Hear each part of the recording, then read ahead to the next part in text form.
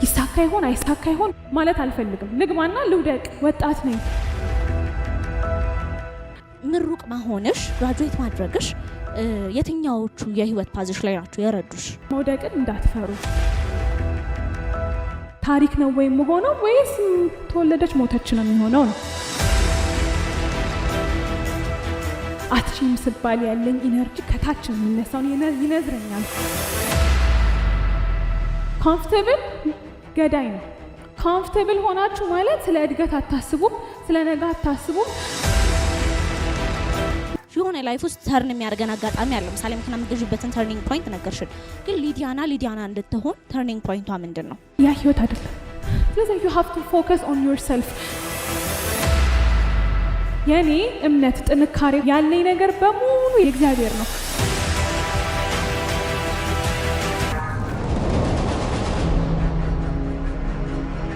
ኢነርጂያችሁ በጣም ነው ደስ የሚለውና በጣም ኤክሳይትድ ነው የሆንኩት። በአክብሮት ስለተቀበላችሁኝ እግዚአብሔር ያክብርልኝ።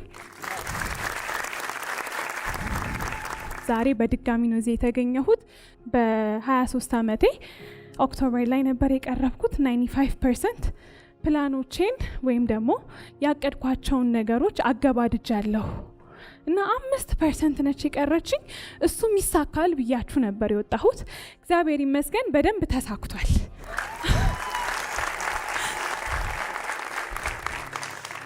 ከዳይ ድሪምስ ስፒች ከሰጠሁኝ በኋላ ወዲያው ምንድን ያደረኩት፣ ከእናቴ ጋር ነበር የምኖረው። ራሴን ችዬ ወጣሁኝ። የምመኘውም አለሙ አይነት አፓርትመንት ውስጥ የምፈልገውን አይነት የላይፍ ስታይል መምራት ጀመርኩኝ ማለት ነው። ከዛ ወደ ስራዬ መለስ ስንል የራሴ የማርኬቲንግ እና የአድቨርታይዚንግ ማስታወቂያ ድርጅት ከፍቼ በጥሩ ሁኔታ እየሰራሁኝ ይገኝ ነበር። ከዛ ደግሞ ወደ ንግዱ ዓለም ይሄ እቃዎችን ሪሴል የማድረግ የውጪ አልባሳት፣ ጫማ ምናምን የተለያዩ ነገሮችን እሸጥ ነበር እና በጣም ሰክሰስ እያደረገ እንደሆነ ነግሬያችሁ ነበር ካታስታውሱ ከሆነ። ግን ነገር ሁሉ አልጋ ባልጋ እየሆነ አልመጣም። ከዛ በኋላ ሁልጊዜ ስኬት አለ፣ ሁልጊዜ ደስታ አለ። ሁሉ ነገር በቃ ዝም ብሎ የሆነ የፌሪ ቴል ዓለም ነው ማለት አይደለም። እንደዛም ነው ብዬ አልጠብቅም። ወደ ንግዱ ልግባላችሁ። በዛን ሰዓት ላይ እነዛን እቃዎች እያስመጣው እየሸጥኩ እየሞከርኩ ምናምን በነበረበት ሰዓት ላይ አሪፍ እየሆነ ያለ ትንሽ ፖሊሲ እየተቀየረ መጣ። እቃዎችን ማስገባት እየተከለከለ፣ የሚጣለው የታክስ መጠን በጣም ከፍ እያለ፣ ከዛስ ታክሱን ከፍላችሁ ኤቭሪቲንግ አመቻችታችሁ እቃውን ስታመጡት ከስተመር ጋር የሚደርሰው የዋጋ መጠን በጣም በቃ ከፍ ያለ ሆነ። የዛን ጊዜ የከስተመር ፍላጎት እየቀነሰ ይመጣል፣ የእናንተም የማምጣት ፍላጎት እየቀነሰ ይመጣል። ሬቨኒው እየቀነሰ መጣ ማለት ነው። በድፍረት ነው የከፈትኩት። በጣም ጥሩ ክላይንቶችን አገኘው ባንዴ። በጣም ቀያመት ቤት ኪራይ ምናምን አሪፍ ሆነ።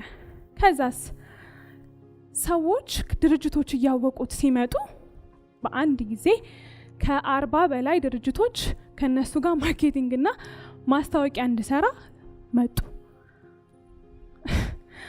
በየትኛው አቅሜ ነው እኔ የሁሉንም ከስተመር ሳቲስፋይ ላደርግ የምችለው? ቲም አለኝ ወይ? ስትራክቸርድ ኦርጋናይዝድ የሆነ ቢዝነስ ነው ወይ ያለኝ? ኢምፕሎዮቼ በሚገባቸው ቦታ ተቀምጠዋል? ኢቭን የኦፊሴ ስፋት ብዙ ሰራተኛ መቅጠር ይችላል ወይ? ፕሮዳክሽን ቲም፣ ብዙ አይነት ጥያቄዎች መጡ። ከዛ እንመዘግባለን ለማን እንደምንሰራ መወዛገብ ጀመርን ማለት ነው። ስለዛ ምን ማድረግ ጀመርን? ትንሽ ፕራይሱን ከፍ እናድርገውና ፕራይሱ ጋር የሚስማሙ ክላይንቶች ከመጡ እንቀበል የሚል ስንመጣ የዋጋችን ጣሪያ ነካ። ካለው ማርኬት ፕሌስ የኔ ሰርቭ ማደርገው በጣም ተወደደ። ክላይንቶች መቆጣት ጀመሩ። ለምን? እንዴት? የዛን ሰዓት በቃ ብራንዲንግ ላበላሸው ነው ማለት ነው። እነዚህ ሰዎች እኮ እኔን አምነው ነው እዚህ ጋር የቆሙት። የመጡት እኮ ሊዲያና አለች ብለው ነው። እና ሊዲያና ምንድነው የሰራሽ ያለሽ? ምን አይነት ፕሮሞሽን ነው ለራስሽ የሰራሽው? ያላቅምሽ ነው እንዴ? ተወዘጋገብኩኝ። ከዛ ሶ ሊስት አረኩኝ ከእኔ ጋር አዘ ብራንድ አምባሳደርም ሊሆን ይችላል አዘ ኢንፍሉዌንሰርም ሊሆን ይችላል እኔን ያካተተ ስራ ላይ ቅድሚያ መስጠት ጀመርኩ ለካምፓኒዎች እያሳወቅን ማለት ነው። በዛ ፕራይስ ደግሞ ለተስማማው ካምፓኒ መስራት ጀመርን። ግን ትንሽ የመፍራት የመደንገጥ በቃ አይሆነኝም ማላቆ ውስጥ ነው የገባሁት። በቃ ድብልቅልቅ ውስጥ ነገር ገባሁኝ። ሶ በዚህ ጋም በዛ ጋም ተመታሁ ማለት ነው። ሰው ቆም አልኩኝና ሽፍት ማድረግ አለብኝ አይምሮዬ መስተካከል አለበት ወደሚል ገባሁኝ። ወደ ንግዱ ስገባ ችግሬ ኢምፖርት ማድረግ ነው አይደል? የዶላር እጦት የታክስ ለምን ወደ ኤክስፖርት አላስብም? ለምን ከኢትዮጵያ የሚወጣ ፕሮዳክት ላይ አላስብም? ቡና አልኩኝ፣ ሰሊጥ አልኩኝ፣ ብዙ ነገር ጻፍኩ። እንዴት እንደሚደረግ አላቅም፣ መንገዱን አላቅም፣ ሰው አላቅም፣ ምንም አውቀው ነገር የለም። ግን ከፈለኩ ነው ይሆናል። ከዛ ምንድነው የምትወጂው ማለት ጀመርኩኝ። በዛው በንግዱ ሰዓት ላይ ዲዛይን ማድረግ ወድ ስለነበር ኦንላይን ላይ የሀበሻ ልብሶችን ፕሮሞት አረግ ነበር። ያን ያህል ሳይሆን በጣም በጥቂቱ እና ባይ ዘ ዌይ ሀበሻ ልብስም እኮ ኤክስፖርት መደረግ የሚችል ሌቭል ነው። በተለያዩ መንገድ ማምጣት እችላለሁኝ። በልብስ ብቻ ሳይሆን በቃ በተለያዩ ዘርፎች አወጣሁኝ። የማይደክመኝ የማይሰለቸኝ ደስ ብሎኝ ልሰራው የምችል ነገር ነው እና ለምን ወደ ዲዛይኑ አልገባም አልኩኝ። ኦሬዲ የጀመርኩት ነገር ነው። ፊድባኩን እያየሁት ነበር። ግን ለምን በትልቁ አልጀመርም አልኩኝ። የዛን ሰዓት ደግሞ ሱቅ ለመክፈት ፋይናንሺያሊ ብር ሊኖራችሁ ይገባል። ከመሬት ተነስቶ አይደለም እና ከማስታወቂያ ማገኘውን ገንዘብ ነበረ ሌላ ነገር ላይ ኢንቨስት እያደረግኩኝ ኢንካሜን ደብል አደርጌ ነበረው። ሶ ማስታወቂያው ስሙዝሊ እየሄደ ነው እንዳለ ነው። ድርጅቴ አልከሰረም፣ ግን እንደጠበቅኩት አልሄደም። ትንሽ አስደንግጦኛል። በንግዱ ሳይድ ደግሞ እንዳልኳችሁ መቀየር አለበት የንግድ ስትራቴጂ። ምንድነው ማድረግ ያለብኝ? ሾፕ እንፈልግ አልኳት። አሲስታንቴን ሾፕ መፈለግ ጀመረች። ቦሌ ላይ ነው የምፈልገው። ቤትም አምጪ፣ ቤትም ከቦሌ ውጭ አልወጣም። በቃ ይሄ ነው ፍላጎትሽ? እሺ። ከዛ ደግሞ ስለ ቴክስታይል በጣም ማን ነው ጎበዝ፣ የትኛው ሀገር ነው ምናምን ስል ተርኪ ጥሩ እንደሆነ ሰማሁኝ። ሰዎችም ነገሩኝ የፈረንጅ ልብሶችን በጣም ይሸጣሉና በጣም የመስፋት የመስራት ምናምን አቅም አላቸው። በዛውም ልዝናና ግን አት ዘ ሴም ታይም ልማር ብዬ ወጣሁኝ ማለት ነው። የሀበሻ ልብስን እንዴት ሞደርን አድርጎ ማምጣት ይቻላል፣ እኔ ጋር ሲመጣ ቆንጆ አድርጌ ለብሼው መውጣው፣ በቃ ፕራውድ ሆኜበት ሳይጨንቀኝ ሲምፕል ሆኖ ዲዛይኑ ፐርፌክት ሆኖ እንደፈለኩ ዋክ እንደፈለኩ መውጣት ነው የምፈልገው። እና ይሄ ሀበሻ ብለን የምናስበውን ይሄ ጉትት ብሎ ምናምን በዓል ተጠብቆ የሚለውን ነገር አይደለም የፈለኩት። ከዛ ሄድኩኝ የፈረንጅ ልብስ የሚሰሩት ሰዎች ጋር ገባሁ፣ ተዋወቅኩ፣ አየሁ የስራ ፍሏቸውም ማለት ነው። ከዛ ደግሞ ቁልፎች ካስፈለጉኝ፣ ጌጦች ካስፈለጉኝ ከሱ ጋር እያዋቀርኩኝ ብሰራው እኮ ሰው ይወድልኛል የሚል ነገር አይምሮዬ ላይ መጣ። ሰው እነሱን ኮኔክሽኖች በደንብ ያስኩኝ፣ ተማርኩኝ ማለት ነው ከኛ ሀገር ውጪ እንዴት እንደሚሰራ። ከዛ ሾፕ እዚህ ፕሮሰስ ላይ ያረኩ ሪሰርች እየሰራው ከዛ ደግሞ ቀጥታ መጥቼ መርካቶና ሽሮ ሜዳን ከታች እስከ ላይ ድረስ አሰስኩት። ታውቃላችሁ የማስታወቂያ ባለሙያ ነኝ እና ኖርማል እንደዚህ እንደምለብሰው ሄጄ መርካቶ ወይ ሽሮ ሜዳ ላይ ይሄ ስንት ነው ተከራክራ ይሄ ምንድን ነው ምናምን ብል አይሆንም ማለት ለራሴ ለግሌ ልገዛው ነው የሚመስላቸው እንጂ ልሸጠው ነው እያብራራው መቼስ በየቦታው አልሄድም። ሰው ሽፍንፍና አረኩ፣ ማስኬን አረኩ፣ ጸጉሬን ቁጥርጥር ተሰራሁኝ፣ ስኒከሪን አድርጌ ታይት ሰፊ ቲሸርት ይሄ የግቢ ተማሪ እያለሁ የምለብሰውን አለባበስ ለብሼ ሄድኩኝ። ሞስት ኦፍ ዘ ታይም አላወቁኝም። መርካቶ ላይ ግን አየችኝ ሊዲያና ነሽ አለችኝ። አይደለም ናይ አሳቀች። ከዛ ነገርኳት እንዲህ ልሰራ ነው ምናምን አልኳት። እሷም አገዘችኝ በኢንፎርሜሽን በመስጠት ምናምን። ከዛ በኋላ እኔን በቃ ያው ማርኬቱን ማወቅ ስላለብኝ ነው። ከዛ በድጋሚ እኔ የሰራሁትን ነገር እምትሰራልኝ ሌላም አሲስታንት ወንድም ሴት ምናምን ቀጠርኩኝ። ነገርኳቸው የት እንደሚገኝ በቃ አወቅኩኝ። ማለት የሚረዳኝ ሰው አልነበረም፣ አንድም ሰው የሚረዳኝ አልነበረኝ እስቲል አሁንም ማለት ነው። እማቃቸውን ዲዛይነሮች ግን እየደወልኩ እንትን ጨርቄት ነው የሚገኘው በቃ የቻልኩትን ጠየቅኩኝ። የሰጡኝን ኢንፎርሜሽን ሰበሰብኩኝ። ከዛ ወርክሾፕ ከፈትኩኝ። ሱቁ ተገኘ። የቤት ኪራይ የምከፍለው ነበረኝ። ከዛስ ግን ኢንቴሪየር ዲዛይን የማሰራት አቅም አልነበረኝም። ስለዛ ከፒንትረስት እንዳለ አወረድኩት። ከዛ ግድግዳውን እዚህ ፍሬም አድርገው ኦሬንጅ አድርግልኝ፣ እዚህ ጋር በመጋረጃ ቢቀይሩ ችግር አለው እንዴ? የለው ምናምን አልኩኝ። ሰራሁትና ሲያልቅ የልጅ ቤት መሰል። which በቃ እኔ እንደዚህ አይደለም የምፈልገው፣ ግን መስራት አለብኝ። ከትንሽ ነው የሚጀመረው እና አሁንም በድጋሚ ያልዋሻችሁም ቀጣይ 3 ወር የቤት ኪራይ የምከፍለው አልነበረኝም። በእንደዚህ አይነት ሪስክ ውስጥ ነው የሚስቅ ልግባና ነገር ውስጥ ከዛ እንደሚሳካልኝና እንደማይሳካልኝ ገብቼ ካየሁት በኋላ ነው ፕሩቭ ላደርገው የምችለው እንጂ ይሳካ ይሆን አይሳካ ይሆን ማን ያበድረኛል ድድድ ማለት አልፈልግም። ልግባና ልውደቅ። ወጣት ነኝ። ልጆች ከወለድኩኝ በኋላ የሰው ኃላፊነት እኮ አለብኝ። የልጅ ኃላፊነት አለብኝ። ልጫወት አልችልም በሰው ነፍስ እዚህ ምድር ላይ በኃላፊነት ባመጣሁት ነፍስ። እድሜም ደግሞ የማግቢያ የመውለጃ ሰዓት እየደረሰ ነውና ከወደቅኩ አሪፍ አወዳደቅ አሁን መውደቅ ያለብኝ። ወጣት ነኝ። ከዛ I was ready ለመውደቅ። ሁሌም ተናግራችኋለሁኝ መውደቅን እንዳትፈሩ፣ ምንም ነገር አይፈጠርም። እግዚአብሔር ብቻ በጤና ያቆያችሁ። መተንፈስ ቻሉ። እንደዚህ ስትሉ ትንፋሽ ካለ እግዚአብሔር ይመስገን። በቃ እንዲህ ተሯሩጠን መስከረም ደረሰ። የሀበሻ ልብስ ሞር የሚሸጠው ታውቃላችሁ የአመት በዓል ጊዜያቶች ላይ ነውና ለአመት በዓል መድረስ አለበት። ጳጉሜ ደረሰ፣ ሱቁ ሳይከፈት እንዴት ማለት እንዴት አድርጌ እንደምከፍተው ተከፈተ ብዬ እንዴት አናውንስ እንደማድረግ ጨንቆኛል። ማለት ከሊዲያና ይሄ ነገር ይጠበቅ ይሆን ምናምን እያልኩ ጨንቆኛል። ጳጉሜ 1 ልብሶች ምናምን ሰራን። እንዴት እንሽጠው? ጳጉሜ 2 እንዴት ላድርገው? እንዴት ከከፈተ ልብል ማለት አያምርም። እውነት ለመናገር እንደውም በብራንዲንግ አገዙኝ። ብራንድ የሚሰሩ ሎጎ የሚሰሩ ሰዎች ምናምንና ከዛ በቀለም በዲኮር አላሳምረውም አልኩና ስፖንሰር እንዲያደርጉኝ አረኩኝ። ዲኮር አደረኩት። መቼ? ጳጉሜ 3 ተቀረጸ። ጳጉሜ 4 መጣ ሳይሸጥ ልብሱ ማለት ነው። ስቶክ ሰርተናል ኦሬዲ ስላለ ወርክሾፕ። ለስቶክ ደግሞ የምታወጡት ገንዘብ አለ። ጨርቁ ላይ፣ ሰፌቱ ላይ፣ ሰራተኛው ላይ ጥልፉ ብዙ ወጪዎች አሉና ከዛ በቃ ሰቀልናቸው። ጳጉሜ 3 ተቀረጸ። ጳጉሜ 4 ፖስት ተደረገ። 1 ቀን ቀረ። ከዛ ተከፈተ ምናምን አልኩኝ። በጳጉሜ 5 ላይ ከጧት እስከ ማታ ሸጠው ላይ የሚሰቀል እንኳን ልብስ አልነበረም። ሶልድ አውት ሆነ። እና በጣም ደስ አለኝ። እግዚአብሔር ይሁን ተመስገን። በቃ አሁን የጀመርኩት ነገር አሪፍ ነው ማለት ነው አልኩኝ። በተቻለኝ አቅም እሱ ላይ ፑሽ እያረኩኝ መጣሁኝ። ከዛ ያልወደድኩት ዲዛይን የ3 ወር የቤት ኪራይ መክፈል ማልችለዋለች። መስከረም፣ ጥቅምት፣ ህዳር ቀጥሎ ታህሳስ ገና ይመጣል። 3 ወር ሰራሁኝ። የምፈልገው በጀት ነበረኝ፣ ተሳካልኝና በቃ የምመኛው ጭንቅላቴ ላይ ቪዥን አደርገው የነበር የሆነ ወርቅ በወርቅ የሚመስል ቤት መክፈት ነበር የምፈልገው። ዘጋሁት ቤቱን። በአንድ ጊዜ ኢንቴሪየር ዲዛይነር ቀጠልኩኝ። ቆንጆ አድርጎ ሰራልኝ። ከዛ ድጋሚ ሪኖቬት በ3 ወር ውስጥ ተደርጎ በአሪፍ መልኩ ተከፈተ ማለት ነው። ያ ማለት ምንድነው ለላችሁ የምፈልገው አንድን ነገር በፈለጋችሁት መልኩ እንዲሳካና እንድትጀምሩት አትጠብቁት። ከጀመራችሁት በኋላ ነገርን እግዚአብሔር ያስተካክላል። የፈጠራችሁ አምላክ ላይ ሁሉ ጊዜ እምነታችሁ እንዲጸና ፈልጋለሁ። ምክንያቱም እኔ በዛ ጥንካሬ ነኝ ያለሁት ብዬ ነው የማስበው። ባንድ ሪኖቬት አድርጌ በ3 ወር ውስጥ ስከፍት ከዛ ቀጣይ 3 ወር የለኝም አልነበረ። በደንብ መክፈል ቻልኩኝ። ሰራተኛ ተጨማሪ መቅጠር ቻልኩ። ነገሮች አሪፍ እየሆኑ መጡ ማለት ነው። በምን? አንደኛ ሪስክ በመውሰድ እና ተስፋ በማድረግ።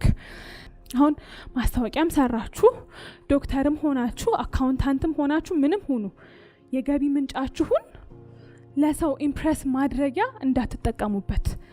ለምሳሌ እኔ ጉቺ ለበስኩ፣ ቨርሳቺ ለበስኩ፣ ምንም ለበስኩ፣ ይሄ ሰውን ኢምፕሬስ ሆነልኝ አልሆነልኝ ከኔ ጋር አብሮ የሚቀበር የሚሞት ወይ ደግሞ እንደ ታሪክ የሚቀመጥ ነገር አይደለም። መገልገያ ዕቃ ነው።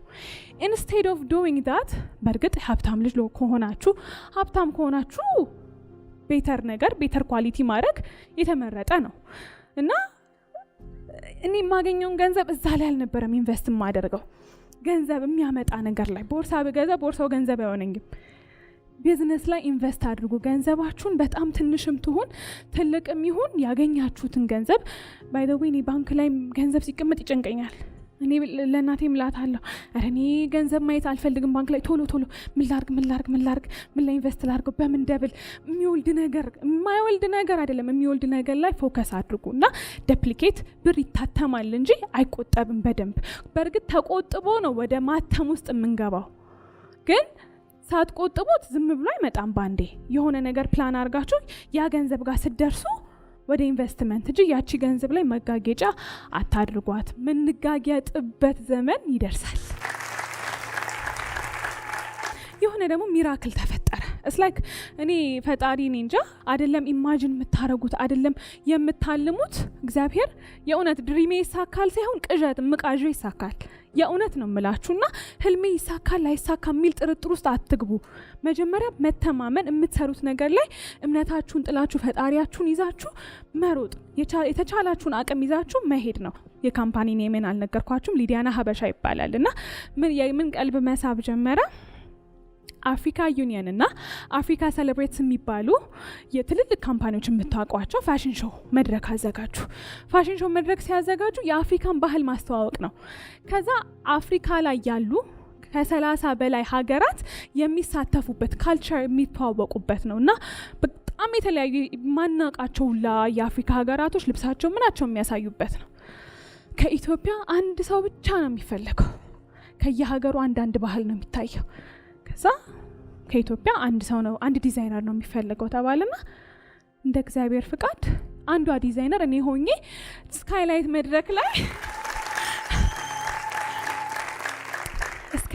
መድረክ ላይ ሀገሬን የሚያስጠራ ሜድ ኢን ኢትዮጵያ የሆኑ ፕሮዳክቶችን በጣም ሞደርን በሆኑ መልኩ ኢትዮጵያን ወክዬ እዛ መድረክ ላይ ሳቀርብ የተለያዩ ባለስልጣናት የተለያዩ አምባሳደሮች የተለያዩ ዲዛይነሮች ዓለም ላይ ያሉ ፎቶግራፈሮች በጣም ብዙ ተዋወቅኩኝ ብዙ ሰዎችን ኮኔክሽን አገኘው እዛ መድረክ ላይ በዚህ እድሜ ገና ከከፈትኩኝ በስንት ወር ነው በ3 ወራት በ4 ወራቶች ውስጥ ነው ይሄን አይነት ስኬት ያገኘሁትና ብራንድ ቫልዩም ሃይ ሆነ በቃ መናገር ከምችለው በላይ በጣም የሚያስደስት ስራዎች ዲዛይኖች የራሱ እኔ ነኝ የሰራሁት ግን ከየት ነው ያመጣሽው አንቺ መች ነው የተማርሽው ምናምን እያልኩ ከራሴ ጋር እየተነጋገርኩኝ በቃ እየደነቀኝ ነው ሁላ እሱን ስራ የሰራሁት እግዚአብሔር ይመስገን እሱ አለፈ ሊዲያና ሀበሻን እዚህ ጋር እናብቃውና ወደ ድርጅቴ እንመለስ ወደ ድርጅቴ ደግሞ ስመለስላችሁ ማስታወቂያዎች እየሰራሁኝ ነው ለምሳሌ የፈርኒቸር የሆቴል የውድን ሜታል ወርክስ የተለያዩ ካምፓኒዎች ማስታወቂያ ያሰሩኛል የሀገር ውስጥ ግን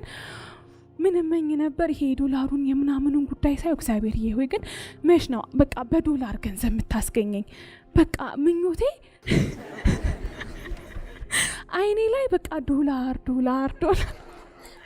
because value ገባኝ የዶላር ቫልዩ እና በቃ እግዚአብሔር ምንም አይደለም መቼስ ብድግ ብዬ ባለ ዶላር ልሆን አልችልም ግን በቃ አንተ እንደፈለክ ካርግና ብቻ የኢንተርናሽናል ካምፓኒዎች እስኪ ኮንታክት እንዲያደርጉኝ የሆነ ነገር ብቻ ፈጣሪ የሆነ ሚራክል ሁሌም እንደፈጠርክ ነው ብዬ ከእግዚአብሔር ጋር ጥሩ ኮኔክሽን አለኝ ከፈጣሪ ጋርና እንደዚህ ያልኩኝ ከዩጋንዳ ኢትዮጵያ ካምፓኒዎች መጡና ኦፊስ እና አውራሽ ሚቲንግ አለ ነው አልኳቸው ኦፊሴን ሲያዩት ምናምን አሜዝድ ሆኖ ኢትዮጵያዊ ሞዴል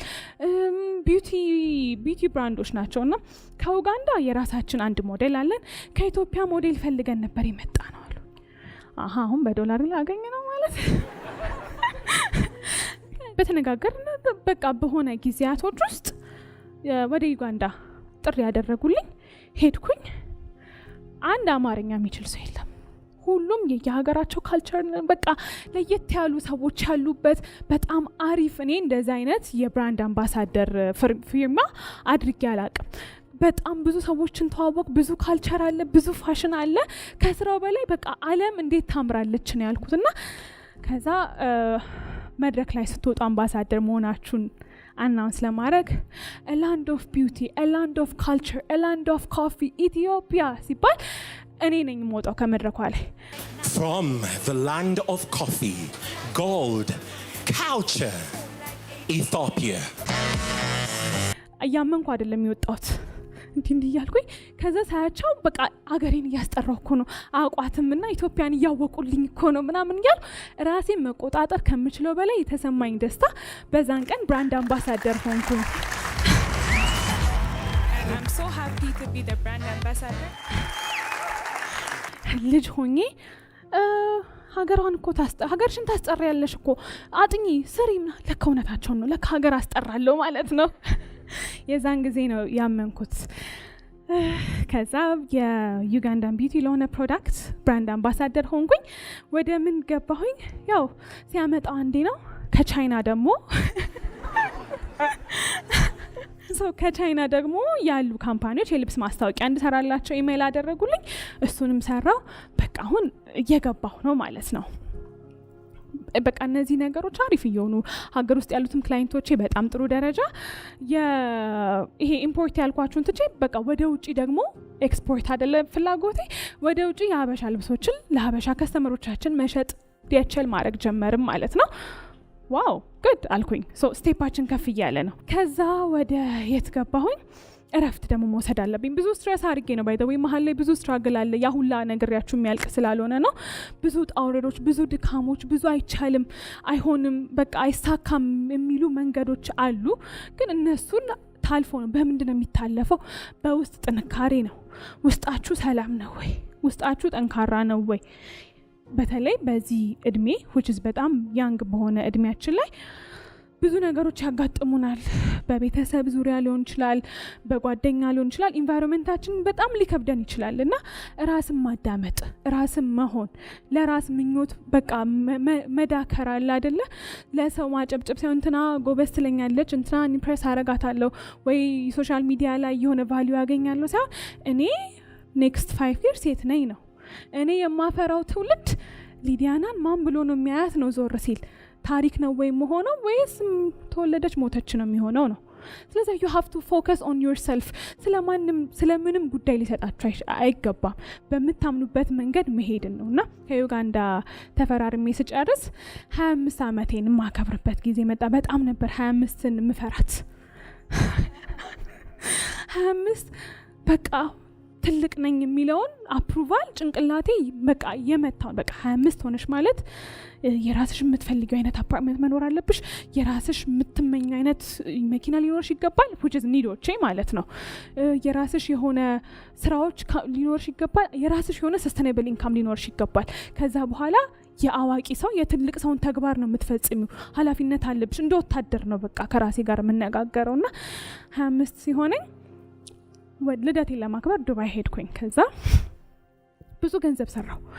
ከዛ እስኪ ምመኘውን አይነት ህይወት ልኑር አልኩኝ እና ምንድን ነበር ምመኘው? መርከብ ላይ ልደት ማክበር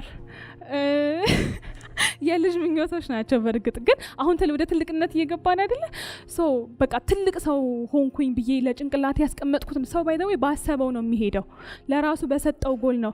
100 ዓመትም 60 ዓመትም 70 ዓመትም ሆኖ የትልቅ አይነት ሰው አስተሳሰብ ያለውም የሌለውም ሰው አለ። ለራሳችሁ የሰጣችሁት ታርጌት አለ፣ በዛ ልክ ነው የምትንቀሳቀሱት፣ በማንም ልክ አይደለም። ያ የኔ ልክ ነበር። ከዛ በመርከብ ልደት ማክበር ፈልጋለሁ። ፈረንጅ ፎቶግራፈር እንዲነሳኝ ፈልጋለሁ። አለማችን ላይ በጣም ትልቁ ሆቴል ማለትም the tallest building የኔ በጣም ስስጎኔ ቪው ነው። በጣም ቪው ማየት ወዳለሁኝ። በቃ ሀብታም ሲሆን የሆነ ደሴት ላይ ውሃ በሩቅ የሚታይ ምናምን እንደዛ ነው ህልሜ። በጣም ነው ቪው መወደውና ሄድኩኝ ኖርዌይ። ያቶችን አነጋገርኩኝ፣ ተከራየሁ። ዲኮር አነጋገርኩ፣ ዲኮር አስደረኩ። ከዛ ፎቶግራፈር ዩክሬን and ራሽያን በጣም ጎበዝ ናቸው ፎቶግራፊ ላይ። ከዛ ራሽያን ፎቶግራፈር አገኘሁኝ፣ እሱን ቀጠርኩት። ከዛ ሆቴል እንዲቃዠው ነበር እመኘው አይደለም እቃዠው ዳውንሎድ አድርጌ በቃ እዚህ ጋር 70 ምናምነኛ ፎቅ ነው the tallest building the tallest hotel in the world ነው ኢቭን ከስሙ ቀጥሎ ያለው ሎጎ ማለት ነው። እዚህ ጋር አሁን እዚህ አልጋ እዚህ ጋር ስተኛ እኮ ያኛው ይታየኛል ምናምን እያልኩ እየቃዠው እሱን ሪዘርቭ አደረኩኝ። እንዲገባሁኝ ክፍት ሲያደርጉት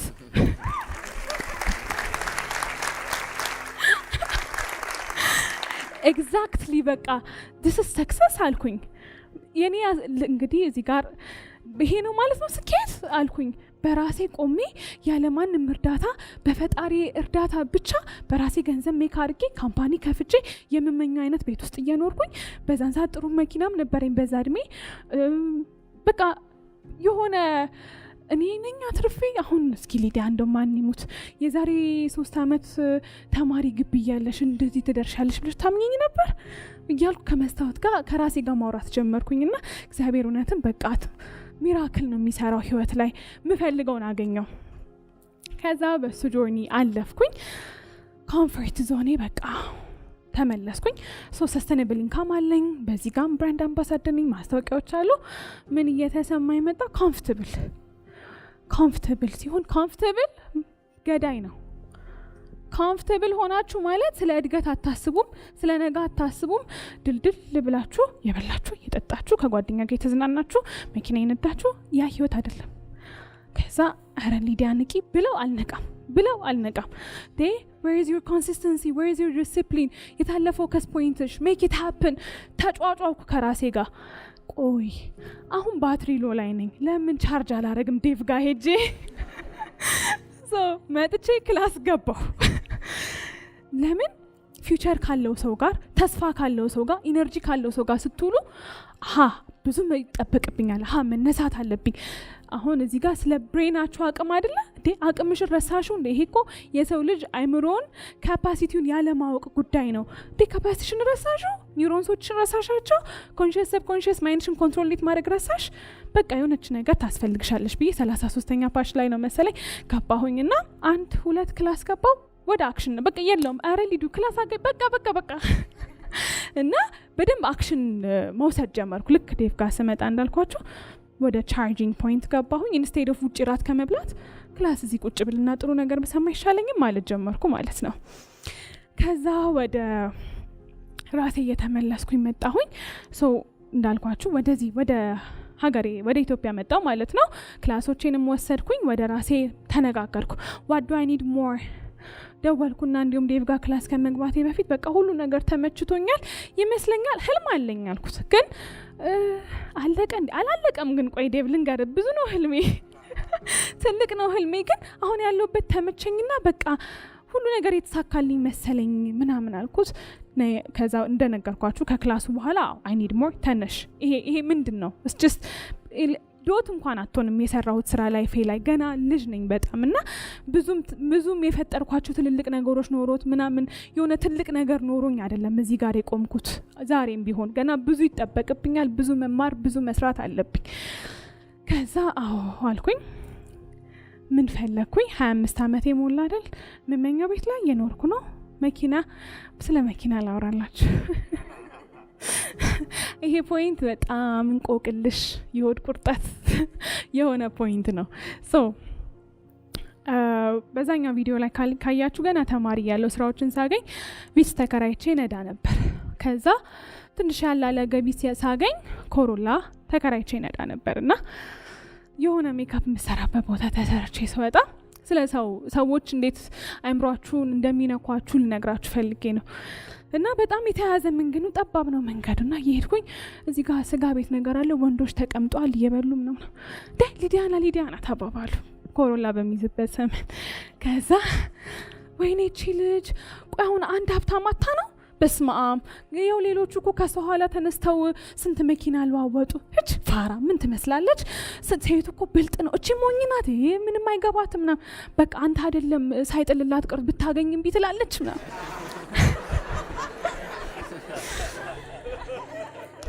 መስኮቴ ክፍት ነው ይሰማኛል ዞርኩና አየኋቸው እማ ቀይረው አስገዡ ከዛ የዛን ኢነርጂ እንዳልኳችሁ ነው አትቺም ስባል ያለኝ ኢነርጂ ከታች ነው የሚነሳው ይነዝረኛል ሁላ እንዳልኳችሁና ባለፈው በጣም ኢነርጂ ፉል ነው ጭራሽ ባሰብኝ የዛን ጊዜ ከዛ ዲዛይር ገዛሁኝ አሁን እንግዲህ 2 ሚሊዮን ምናምን ከዛ በላይ ነው በዛን ሰዓት 1.6 ምናምን እንዴት አርጌ እንደገዛሁት እኔ ነኝ የማውቀው ስንት ለፍቼ ስንት አይነት ሪስክ እኔ ደግሞ የምወስደው ሪስክ ያው የቅርብ ሰዎች ያውቁታል በቃ ማይሆን ሪስክ ነው የምወስደው ቢዝነስ ላይ ማለት ነውና ሰወድቅ እንዴት ነው የምወድቀው እንዲህ በቃ ማየቱን ላልፈልግም ከወደኩኝ ግን እግዚአብሔር ይመስገን ጥሎኛ ያቅም ሁሉ ጊዜ እሄዳለሁ ከዛ እሱን ደግሞ ገዝቼ እሱን ደግሞ እየነዳሁ አስቆሙኝ መንገድ ላይ እነሱም እንደዛው ዲዛይር ነው ያዙት ወንዶች ናቸው እኔ ግን ባይዘው ወንዶች ናቸው እንደዛ የሚያጋጥሙኝ አሁን ሳስብ ቦይፍሬንድሽ እንዴት ጥሩ ሰው ነው በስማም እኔን ሴት ያርግ እንደው እኔን ካሮ ሴት በሆን እኮ እኔ የሚገዛልኝ ነበር ታድለሽ እኛ ለአምስት ታጭቀን በጓደኛችን ከዛ ምናምን ስለው ምን እኔ ነኝ የገዛውልት ሂጅ ባልሽ ነው የገዛልሽ አረ አይደለም እንትኗ ነው የገዛላት እኔ እንዴት እንደገዛሁት እኮ ነው ያውቃለሁ አሁንም ቦይፍሬንድሽ አሁንም ባልሽ በቃ ከዛ ልቀጥላችሁ አሁን በዛን ሰዓት ያ መኪና ነበረ አሁን worth of 5 million አባብ የሆነ መኪና ነው የምነዳውና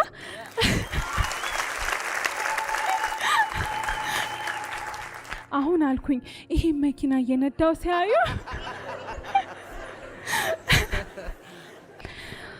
አሁን ወጣቶች ማለት የምፈልገውን ነገር ምንድነው? ቀልድ ውስጥ ቀልድ ነው።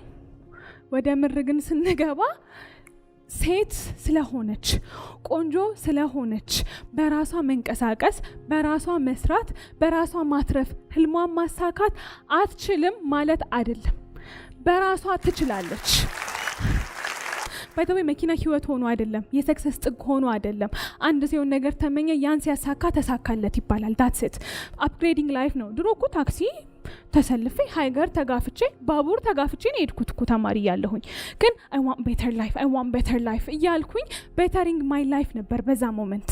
ከዛ ይሄንን ደግሞ at the age 25 ይሄንን ፈልገው አልኩኝ አደረኩትና በቃ አትችልም ማለት አይደለም። ግን አሁንም ያ መኪና እንዴት እንደተገዛ አያውቁም። እናንተ ግን እንድታውቁት ፈልጋለሁ። ዝግጁ ናችሁ? እሺ ይሄን መኪና ለመግዛት ያለኝ መኪና ዋጋው ከፍ አለልኝ which is 1.6 ገዝቼው 2.2 2.3 ገባ ዲዛይር። ከዛ it's like worth of 5 million ነው አሁን፣ ከዛ በላይ ነው። እኔ ግን ስገዛ ወደ 4.6 ሚሊዮን ነበር አሁን የሚይዘው መኪናና ስንት ብር ይጎልኛል? ወደ 2 ምናምን። ከዛ ሰርቼ ያጠራቀምኩት እነዚህ የምሰራቸው ምናምን ደግሞ ስራዎች ላይ ሴቭ ያረኩት ገንዘብ 1 ሚሊዮን ገባ። ከነ መኪና የነበረኝ 3.2 ብቻ ነው። ከዛ እኔ ሲሄድ የመኪናው ዋጋ ሲሄድ፣ እኔ ስቀርበው እሱ ሲገፋ፣ እሱ ሲገፋ ልንደራረስ አልቻልንም ከመኪናው ጋር። አካሄድን ሳየው እንዴትም ፉልፊል ላደርገው አልችልም። 4.6 ሚሊዮን እንዴት ነው ጃንዋሪ ላይ የገዛሁትና እንዴት ነው በቃ ብለው በስማም ጭንቅላቴ ተጨነቀ። ቆይ አይገዛም አትይም ይገዛል። let's get to the point። ቆይ ባንኮች ለምን አያበድሩኝም አልኩ። ከዛ ባንኮችን እንዲህ ነው ያሰስኩት። ሁሉም ኢንተረስት አላሳየኝም ለማበደር።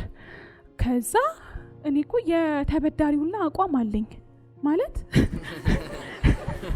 እንዴት ነው ቆይ let me try another way አልኩኝ። ሌላ መንገድ ምንድነው? ሌላ መንገድ እኔ በነፃ እኮ ማስታወቂያ ከሰራሁላቸው ሊያስገቡኝ ይችላሉ፣ እሺ ሊሉኝ ይችላሉ አልኩኝ።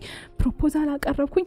በዚህ መንገድ ፍሪ ሰርቪስ ልስጣችሁ ለታማኝነት ነው እና በወር እንደዚህ ቁረጡብኝ ነው። ስንት ወር ጠበቅኩኝ። የኢትዮጵያ የባንክ ምናምን ማበደር ከልክሏል አሉኝ። በዚህ ሰዓት ተስፋ ነው የምትቆርጡት? አልቆርጥም። እኔማ የትም ይሁን በቃ ማምጣት መውለድ አለብኝ። ከዛ ሰርች ሳደርግ there is a microfinance ወለዱ በጣም 29% ነው። በጣም ብቻ ብዙ ነው። ተከፊዋለሽ ወይ ነው እዛ ጋር። እንደገና ደግሞ ከባንክ ከሚያበድረው ማይክሮፋይናንስ ስትበደሩ ሞር ኢንተረስቱም ከፍ ያለ ነው፣ የምትከፍሉትም ገንዘብ ከፍ ያለ ነው። የጎደለኝ ስንት ነበረ? 1 ምናምን እስከ 1.5 ነው የሚያበድሯችሁ። እነሱን ደግሞ አበድሩ ይለሌጥኩ ማለት ነው። የምበደርበት ብር ይሄን ያህል ነው። ግን ያለ መበደር እንዳልኳችሁ የተበዳሪ አቋም ያስፈልጋል። ንግድ ፍቃድ ሊኖራችሁ ይገባል። ባንክ ስቴትመንት ሊኖራችሁ ይገባል። ከዛ ደግሞ የምትከፍሉ መሆናችሁ ቢዝነሳችሁ ኢምፐርሰንት ተመቶ ይታያል። ትከፍላለች ወይ ሊያምነባችሁ ይገባል። 1.5 ሚሊዮን ብር እኮ ሲሰጣችሁ ሳትከፍሉት ብትቀሩ ምንድነው ነው? ስለዛ በደንብ ሹር መሆን ስለነበረባቸው መጡ። ስራ ቦታዬን አዩ። ባንክ ስቴትመንት አወጣሁኝ። የሰራሁትን ማስታወቂያ፣ ኢቨን ኮንትራቶቼን የምር ትሰራለች ወይ፣ ግብር ከፋይ ነች፣ ኤቭሪቲንግ አጣሩ። ከዛ ብድሩን ሰጡኝ። መኪና የተገዛ ማለት ነው። ግን የሚገርማችሁ ነገር እነሱ ብድሩን ሰጡኝ መኪና የተገዛ እንጂ የደላላ የምንድነው የመንግስት የምናምን የሚባለው ገንዘብ ሳወጣ ልክ መኪናውን ስረከብ ኤቭሪቲንግ ከፋፍዬ ነው ጨርሶና ተረክቤ እየዋሻሁኝ አይደለም። ስለ እውነት ፈጣሪ ምስክሬ ነው። ባንክ አካውንቴ ላይ 2 ብር ነው የቀረኝ። 2 ብር እያየሁት ስቃለሁ። ወይኔ በ2 ብር ኧረ ዛሬ ራት ምንድነው? እንዴት ምን አይነት ሪስክ ነው ግን የወሰድኩት? ቆይ ቀጣይ ወር እኮ ወደ 50 ሺህ ብር ነው ይጠበቅብኛል መክፈል። ለመኪናው ይጀምራል 3 ወይኔ ማን ነው የሚከፍለው? እሱን ታውት ቤንዚል በምንድን ነው የምሞላው? ምን አይነት ሪስክ? እኔ የምወስዳቸው ሪስኮች እንዲህ ነው የምላችሁ። በጣም ከባድ ማለት እኔ ሳስበው ካልከፈልኩ እኮ ይነጠቃለሁኝ። ግን ችግር ብልሃትን ይፈጥራል። ልክ እዛ ጋር ስትሆኑ ማይንዳችሁን ፈትኑ። ይፈተናል። ሊዲያ 2 ብር ነው የቀረሽ። ሄሎ ቀጣይ እንዴት ነው የምትራመጁ ነው? ምንድነው የምበየው? ምንድነው የምጠጪው? እንዴት ነው ቤንዚን የምትሞላው? ስራሽ እንዴት ነው? ያለኝን ነገር በሙሉ አውጣጥቼ ስላረኩት ለጓደኛዬ ምናምን ስነግር 2 ብር ላበድርሽ እንዴ ሊዱ ወይ ቸግሮሽ ኮን አልፈልግም እንዴ። ታዲያ አንቺ ልጅ ምንም እንኳን ትንሽ እንኳን ብር ሲኖርሽ የሚጨንቅሽ ልጅ በ2 ብር እንዴት ነው የምትንቀሳቀሹ? ስክሪንሻት አድርጌ 2 ብሯን ሎክ ስክሪን ያድርጌ እንዳስታውሰው። ፍጠሪ ፍጠሪ ፍጠሪ ምንድነው የምትሰሪው?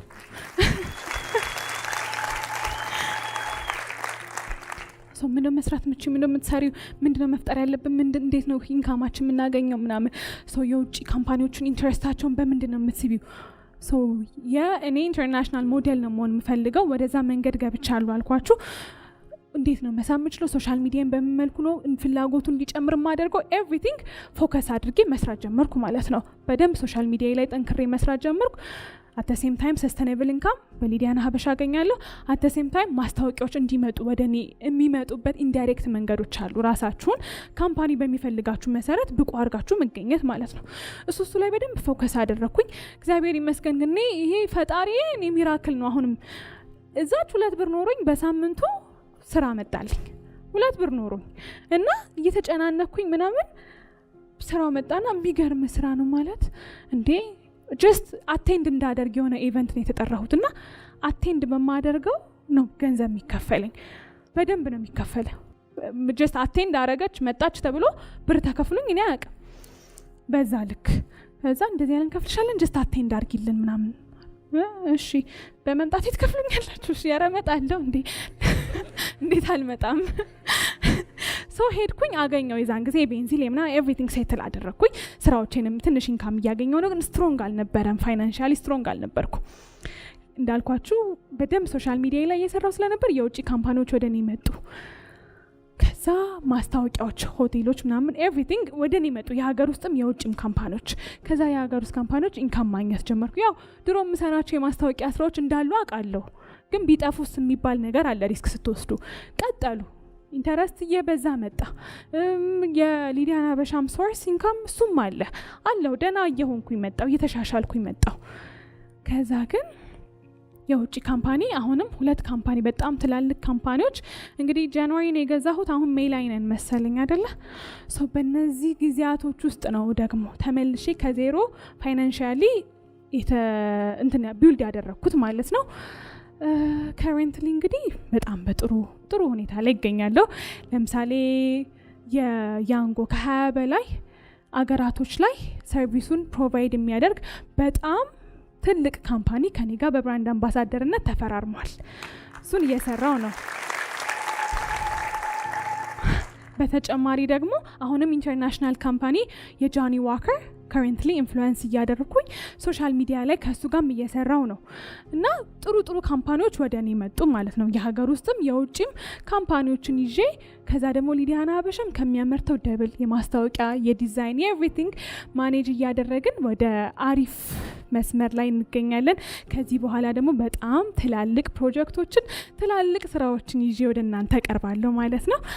አንድ ደግሞ ከሶሻል ሚዲያ እንጨምር ለሁላችሁም ስለሚጠቅም ነው። በጣም በቃ መግለጽ ከምችለው በላይ ያንግ ጄኔሬሽኖች የሚጠይቁት ጥያቄ ነው። ጭንቀት ውስጥ ነኝ፣ ዲፕሬሽን አለብኝ፣ አንዛይቲ አለብኝ፣ ተስፋ ቆርጫለሁ፣ ቆንጆ አይደለሁም፣ ትምህርት ቤት ውስጥ ቡሊ ያደርጉኛል፣ ጎረቤት ቤተሰብ አይተማመንብኝም፣ ብዙ እናቴ አታዳምጠኝም ምናምንና ኢቨን እጃቸውን ቆርጠው ደም በደም ሆኖ ፎቶ ይልኩልኛል። ሱሳይድ ለራሴ ላደርግ ነው አድኝኝ እና እኔ ዘገንነኛል። በቃ እግዚአብሔር ይሄ ምን ላይ ነው የደረስነው ላለሁኝ እና እነዚህ ልጆች ለምን ዲፕሬስድ ሆኑ? ለምን አንዛይቲ ውስጥ ገቡ? እና በወጣትነታቸው ምንድነው የጎደላቸው? ያለው ልጅነታቸውን እየኖሩት እኮ አይደለም ከ13 ዓመት በላይ በቃ 17 15 የባሰበት በቃ 16 18 እያለ ስትሄዱ እስከ 18 ድረስ አይምሯቸው የቱ ጋር ነው ያለው ላለሁኝ እና የሆነ መድረክ ተከፍቶ ብናወራ ምለው አይነት ፖይንት ስለሆነ ነው። ምን ማለት ፈልጋለሁኝ? እኔም በእናንተ እድሜ ነበርኩኝ። በእናንተ እድሜ ያለሁኝ እናንተ የሚሰማችሁ ስሜት ተሰምቶኝ ያውቃል።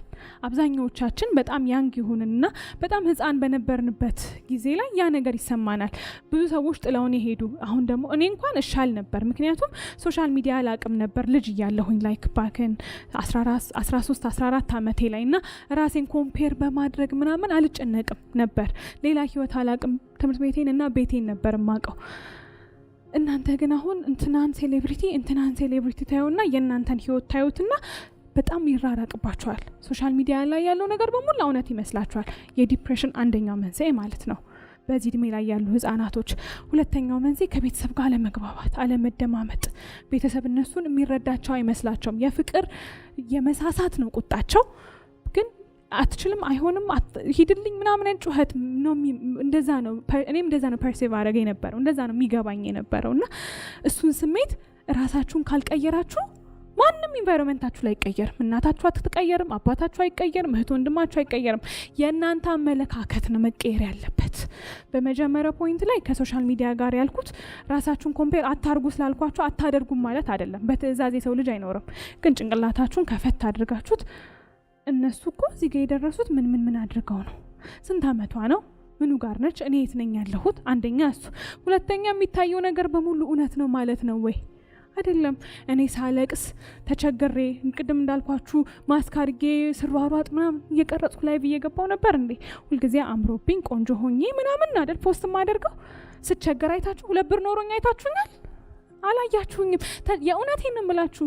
ምንም ማዘርጋ ምናምን እየሄድኩ ልበላ እችላለሁኝ ምናምን፣ ግን በዚህ እድሜ እንደዚህ አይነት ነገር ውስጥ እንደገባሁ ማንም አያውቅም ነበር። ችግሩ ውስጥ ገብቼ ነበር። አሁን ነው ባይደው የሚያውቁት ቤተሰቦቼ ራሱ። እና ሪል ነው ማለት አይደለም። ሁሉም ነገር ስንጎዳ፣ ስንታመም፣ ስንበሳጭ፣ ስንወድቅ፣ ብዙ ነገሮች ሲደርሱብን እናሳያለን ማለት አይደለም። ባድ ሳይድም ይኖራል። አርቲስት ሲኖር ወይ ሴሌብሪቲ ሲኖር ህይወቱ ላይ መጥፎ ሳይዶችንም ይኖራል ማለት ነው። የሚለብሰው፣ የሚያጌጠው፣ የሚገዛው ብራንዱ ምናምን ብዙ አይነት ድራማዎች አሉ። እዛ ድራማዎች ጋር እናንተ ህይወታችሁ በዛ አይለካም። ሲጀምር የሰው ልጅ ህይወቱ በቁስ አይለካም። ስለዛ ራሳችሁን ከማንም ከምንም ጋር አታነጻጽሩ። በተቻላችሁ መጠን ሶሻል ሚዲያ አጠቃቀማችሁ ማኔጅ አድርጎ ላለሁኝ። ሌላኛው ደግሞ ራሳችሁን ቀይሩ። ራሳችሁ አስተሳሰባችሁን ቀይሩ። ነገ እኔ የት ነኝ? ዛሬ ስለሞትሽ፣ ዛሬ ራስክን ስላጠፋ፣ ዛሬ መድኃኒት ስለዋጥክ፣ ዛሬ ሱሳይዳል ስለሞከራችሁ መጥፎ ጠባሳ ራሳችሁ ላይ ጥላችሁ ትሄዳላችሁ እንጂ ህይወት አትቀየርም። የእናንተን ደስታና ሀዘን ታበረቱታላችሁ እንጂ ሞት የህይወት ማብሪያ አይደለም። ወይ ደግሞ ሰው ልጅ ልታጠፊ ነበር ብሎ ሰው እንዲያዝንላችሁ የሰዎችን ቫሊዴሽን አትጠብቁ። ቢያዝኑ ባያዝኑ ይሄ እኮ የእናንተ ህይወት ነው አይደለ እንዴ? ህይወት አንድ ጊዜ ነው የሚሰጠን። ባለን ህይወት ደግሞ በጣም በጣም ጆይፉል ሆነን ያለንን አመስግነን መኖር ነው። ብር ሊኖረን ይችላል፣ ላይኖረን ይችላል። በእግራችን ይሆናል የምንሄደው፣ በሰማይ በሄሊኮፕተር ይሆናል የምንሄደው። ይሄም በእግሩ የሚሄደውም በሄሊኮፕተር የሚሄደውም እየኖረ ነው፣ እየተነፈስን ነው። ነገ ደግሞ አዲስ ቻፕተር አዲስ ህይወት ይፈጠራል። ስለዛ ራሳችሁ ማኔጅ አድርጋ። እናቴ የምጮኸው ስለምትወደኝ ነው። አባቴ የሚቆጣኝ በጣም ስለሚሳሳልኝ ነው። እነሱ እንዴት ማኔጅ አድርጌ ህይወቴ እንዴት መቀጠል እችላለሁ? እንዴት ደግሞ ስሙዝ የሆነ ሪሌሽንሺፕ ቢውልድ ማድረግ እችላለሁ? ለራሳችሁ አስቡና ያላችሁን ወደ ፍቅር ለመቀየር ጣሩ። እነሱ እንዲቀየሩ አጠብቁ። ኢንቫይሮንመንታችሁ ውጭውን ከመቀየር ውስጣችንን መቀየር። ከዛ ደግሞ ልጆች ብቻ ላይ ሳይሆን አዳልት ተለቅ ሁላችሁም እኔም ጭምር አንዳንዴ አንዛይቲ ዲፕሬሽን ይነሳል። እንጨነቃለን። ስለ ህይወት ስናስብ በጣም ሊከፋን ይችላል፣ ሚሳካ ላይ መስለን ይችላል ምናምን። ስለ ሰው ማውራት አልችልም። ስለ ራሴ ግን እኔም በጣም ዲፕሬስድ የሚያደርገኝ ነገር ማድረግ የምችለውን ነገር ሳላደርግ ስቀር ነው። ከዛ እየተደራረበ ሲመጣ እየጨነቀኝ ከጭንቀት ላይ ጭንቀት እየሆነ ሆምወርኬን እንዳልሰራው ሲገባኝ እኔ እጅ ላይ እኔ ኮንትሮል ላይ ያለ ነገር አለማድረጌን ሳቅ ምን አይነት ልጅ ነሽ ምናምን እያልኩ እየተበሳጨው በቃ ይቅርብሽ። አንዳንዴ እሱ ስሜት አለ ሰው እስከሆንን ድረስ፣ ግን እሱን ኮንትሮል ማድረግ ነው የዲፕሬሽን መፍትሄ። ከእናንተ ኮንትሮል ውጪ ግን የሆነ ነገር ለምሳሌ ጤና፣ በፈጣሪ ብቻ ታምናችሁ ከፈጣሪ ቀጥሎ እምነታችሁን ጥላችሁ የምትሄዱት ነገር ሲሆን ከእናንተ ኮንትሮል ውጪ ነው። ገብታችሁ ብይድ የምታረጉት ነገር አይደለ? በቃ ያለንበትን መቀበል አለብን። ህመም ላይ ነን፣ ተቀብለን እግዚአብሔር ጋር ፈጣሪያችን ጋር ጎንበስ ብለን ጤናን ምንን እየለመንን ህይወትን እየለመንን የተቻለንን እያደረግን እንኖራለን ማለት ነው በእናንተ ኮንትሮል ስላል ለሆነ ነገር ግን አልረፈደም 30 ዓመትሽ ነው 50 ዓመትክ ነው 60 70 80 በየትኛውም የእድሜ ክልል ያለ ሰው ዛሬም ህይወት ይቀየራል ዛሬም ለውጥ መለወጥ ይቻላል ዛሬም ሌላ ተስፋ አለንና ነገሮችን ከዛሬ ከጀመራችኋት ዲፕሬሽን የሚባል ነገር ይጣፋል ማለት ነው yes wow አሁን እናንተን ጥያቄ ማስተናግድበት ሰዓቶች የደረሰ ይመስለኛል አመሰግናለሁ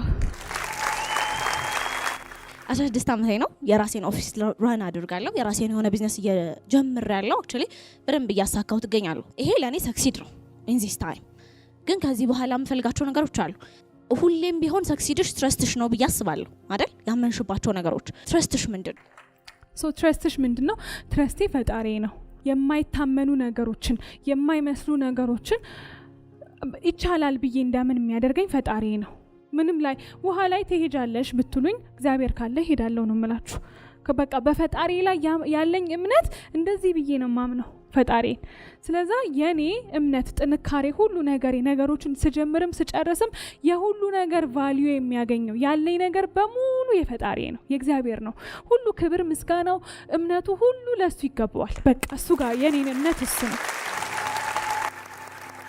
የሆነ ላይፍ ውስጥ ተርን የሚያደርገን አጋጣሚ አለ ምሳሌ መኪና የምትገዥበትን ተርኒንግ ፖይንት ነገርሽን ግን ሊዲያና እንድትሆን ተርኒንግ ፖይንቷ ምንድነው የኔ የወደፊቷ ሊዲያናን የሳልኳት ቀን that's my turning point ወደፊት ማንን ነው መሆን ፈልገው ምንድነው መሆን ፈልገው ማን ነው ሮል ሞዴል ራሴን ነው ሮል ሞዴል ዛጋ ያስቀመጥኩት ከራሴ ስር ኖፕራ ነሳድኩ ምናምን አሉ ምሰማቸው ሞዳቸው መከተላቸው እምመኛት ግን የሳልኳት በቃ ወደፊት ህይወቴ ላይ ያስቀመጥኳት ሊዲያና አለች ታሪክ የሆነች እሷ ነች የኔ ጥንካሬ እሷን መሆን ነው የምጥረው ማለት ነውና ደሞ ሞት አለ አይደለ ሁላችንም እንሞታለን ምንም አይነት ማስተማመኛ የለንም ሁላችንም እዚህ የተቀመጥ ነው ኔክስት ሰከንድ ላይ ምን እንደሚፈጠርና አሁንንም መኖር እሱም የወደፊቷን ብቻ ማሰብ ሳይሆን ዛሬም መኖር አሁንም መኖር ሁልጊዜም ሬዲ መሆን ለነገሮች እሱም አንድ ጥሩ ነገር ነው ብዬ አስባለሁ ምሩቅ መሆንሽ ግራጁዌት ማድረግሽ የትኛዎቹ የህይወት ፓዝሽ ላይ ናቸው የረዱሽ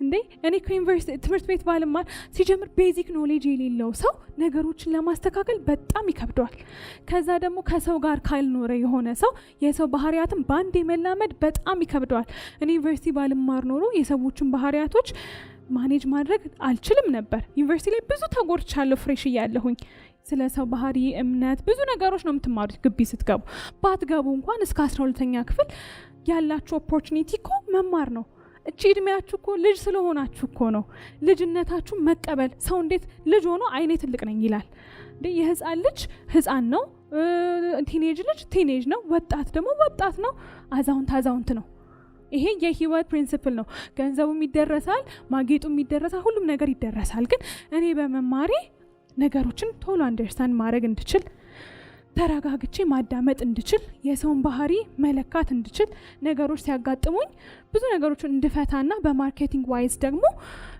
እንዴት ነው ነገሮችን ማርኬት ማድረግ የምችለው ባልማር ኖሮ ይከብደኛል ንግድ ላይ ስለ ሴልስ ስለ ሬቨኑ ስለ ኮስት እሱን ባላቅ ማን ነበር ማኔጅ የሚያደርግልኝ ስለዛ የተማረች ሴት መሆኔ በጣም ያኮራኛል ገና እማራለሁ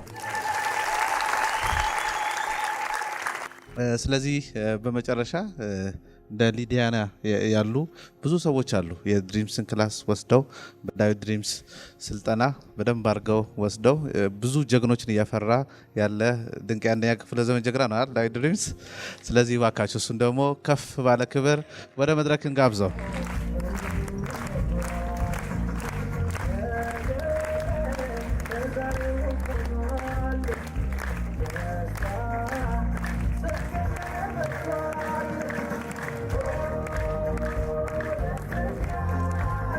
የሷ ፐርሰናል የሆኑ ያለፈቻቸው ችግሮች ፈተናዎች ያሸነፈቻቸው በደንብ አድርጋ እዚህ አካፍላናለችና እኔ በደንብ ኢንስፓየር ሆኛለሁ ተምሬያለሁ ባንቺ ራሴን አይቻለሁ አሸንፌ እመጣለሁ የሚል ሰው ብቻ ድምጽ ያሰማል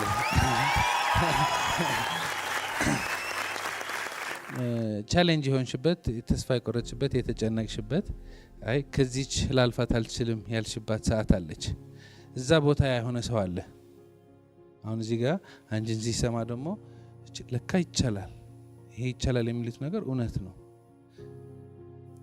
ለዚህ ሰው ምን ትያለሽ? ኦፍ ኮርስ አሁን ይቻላል ምናምን ሚል ሞቲቬሽን ብቻ ሳይሆን ችሎ መገኘት አንዱ የመቻል ፕሩፍ ነው። ማሳክቶ መገኘት ነው እንደምትችሉ ነገሮችን የምታዩት ውጤቱም ማለት ነው። እና እዚህ ውስጥ ልትኖሩ ትችላላችሁ። እንደዚህ ቢሆን ቆይ እንዲኮ ቢጨመርልኝ እቺን እኮ ባገኝ ሰው ጋር እኮ በደርስ ምናምን ብላችሁ ብዙ ልጆች አቅም ኖሯችሁ እውቀት ኖሯችሁ ነገር ግን ሰው ጋር እንዴት ተደራሽነቱን እንትልል እችላለሁኝ እንዴት ላደርስ እችላለሁ ብሎ የሚጨነቅ ሰው ሊኖር ይችላል። እና አሁን ለምሳሌ ምን ማድረግ እችላለሁኝ? የስራዬ ሞዴሊንግና ማስታወቂያ መስራት ስለሆነ የእናንተን ለምሳሌ እዚህ ውስጥ 1-3 ስራ ፈጣሪዎች ከሆናችሁ ወይ የራሳችሁ ቢዝነስ ሞል ቢዝነስ ያላችሁ ሰው ጋር ቢደርስልኝ ደስ ይለኛል፣ የሚያስተዋውቅልኝ አጥቼ ነው እንጂ ጥሩ አቅም አለኝ እኮ የምትሉ 1-3 ሰዎችን ሰሌክት አድርጌ ሪቪው አደርጋለሁ ፕሮዳክታችሁን አት ዘ ሴም ታይም ፕሮሞት ለማድረግ ፍቃደኛ ነኝ።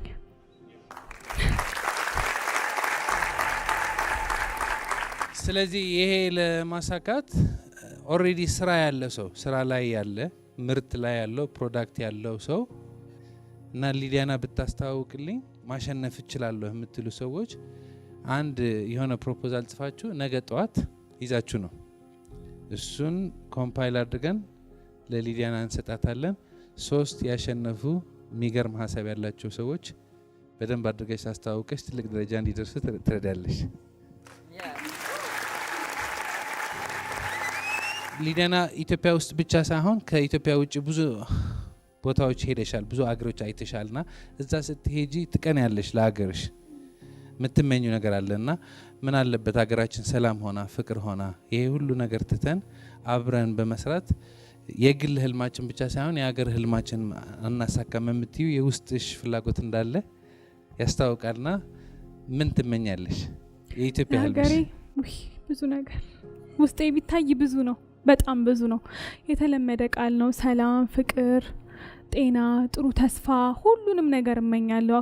በቃ ሀገራችን አብባ ማየት በሰላም ሰው ተደስቶ በጤና በብርሃን ወጣቱ የሚሰራው የሚበላውን አግኝቶ ሁሉ ነገር ጥሩ ሆኖ ሀገራችን እንግዲህ በጣም ጥሩ ደረጃ ደርሳ በተለይ በሰላማዊ ሆና የምትጎበኝ ትራቭል የሚደረግባት ሀገርም እንድትሆን በጣም እመኛለሁኝ። እግዚአብሔር እንግዲህ ያሳካልን። በደም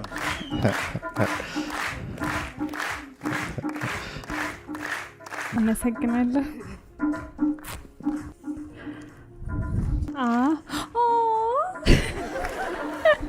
ይሄን አልጠበቅኩም፣ እንደዚህ ይወጣል።